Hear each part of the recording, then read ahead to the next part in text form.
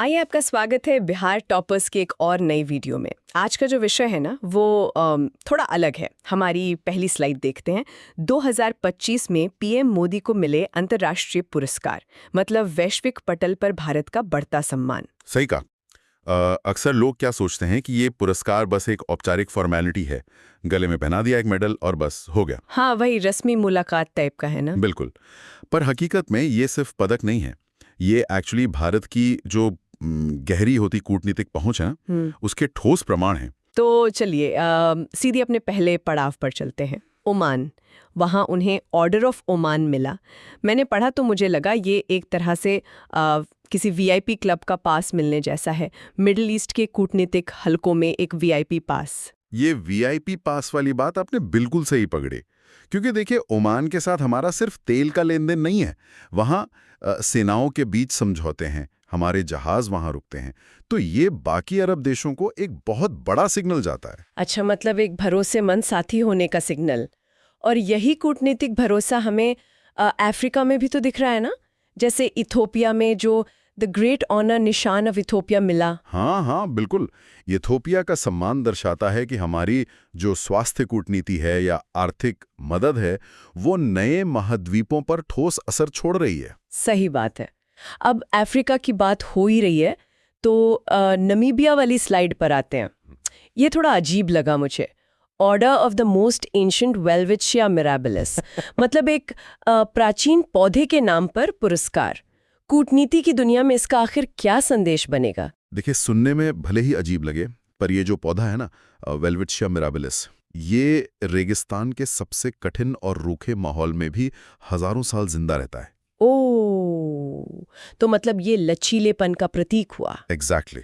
यही इसका कूटनीतिक संदेश है कि भूराजनीतिक माहौल चाहे कितना भी खराब हो, भारत और नामीबिया के सामरिक रिश्ते हमेशा टिके रहेंगे। उनकी लंबी उम्र का प्रतीक है ये। वाह, क्या खूबसूरती से इसको जोड़ा गया है।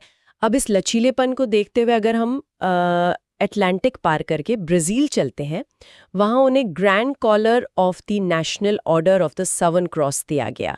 इसका क्या असर देखते हैं आप? इसका बहुत बड़ा असर है।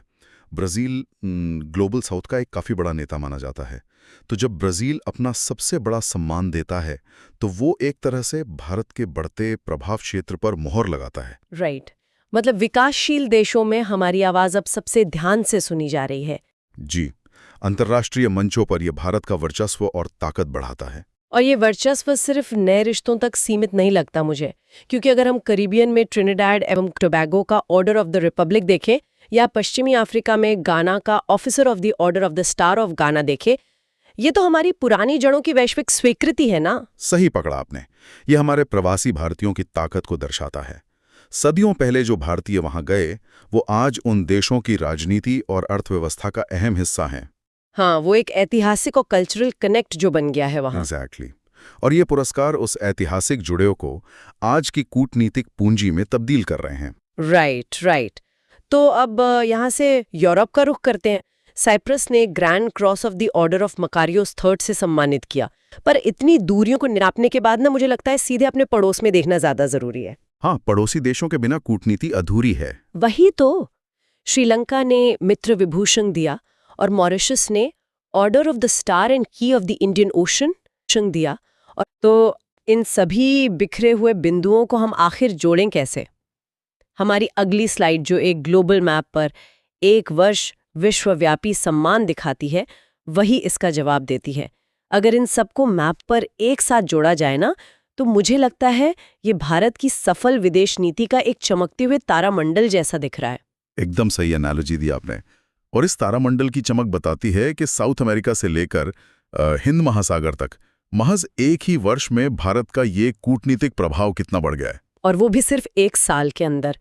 खैर, इसी विचार के साथ हमारी आखिरी स्लाइड का संदेश देखते हैं। ऐसी ही और महत्वपूर्ण जानकारियों के लिए हमसे जुड़ें, लाइक, शेयर और सब्सक्राइब करें।